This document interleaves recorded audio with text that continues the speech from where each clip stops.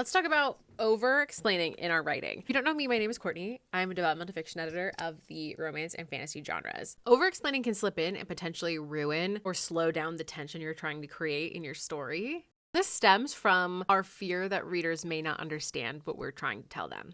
Will they get the subtext? Will they get this hint? Will they understand this character's expression without being explicitly told why that character made that expression? The fun part about reading is that sometimes they will get it and sometimes they won't get it. And sometimes they'll get it on the second read or when they are in discussions with friends. Here's an example of what I mean by over-explaining. And please note, this example is stemming from my re-obsession with Inglourious Basterds. After the war, Germany was forced to pay reparations, which caused the rearmament that eventually led to World War II, character 1 said.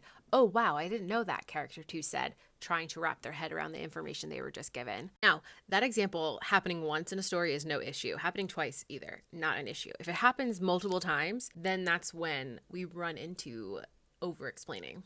The dialogue is doing most of the work. Character 2's dialogue is doing the work of telling readers, of showing readers that they, one, didn't know that information, but are also probably trying to wrap their heads around this new information they got. So they don't really technically need to be told in narration that character 2 is trying to wrap their head around some new information they got. And of course, over-explaining might be the way you tell yourself the story. I know I tend to overtell just to make sure that when I come back in a second draft that I remember what I was talking about. In your second draft or later drafts, revising to be less heavy-handed will maybe come a little bit easier to you. As you go into writing, whether it be first draft or second draft or later draft, it's really important to trust your readers that they'll be able to infer what you mean and use the context clues that are already in the text.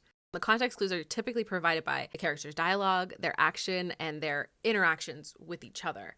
Basically, the more we explain or tell, it really feels like telling in our story, less readers are going to be immersed in that story. So maybe you're familiar with the feeling when you read books that maybe tell too much. And what it really feels like is that the writer is present. Like the writer is there with you and you can tell that they're writing the story. While I don't want to take away, I don't think we should ever take away the fact that writers write stories, but the stronger writers will kind of make themselves invisible. And you begin to feel like the character's the one telling the story. The character's the one driving train down the tracks to the end. Yes, we write stories, but we don't want readers to feel us when they're reading. So the next time you're drafting or revising, just remember to trust your readers, because over-explaining can take the joy of reading away. It could also really affect your tension and your suspense or whatever you're trying to lace in the narrative.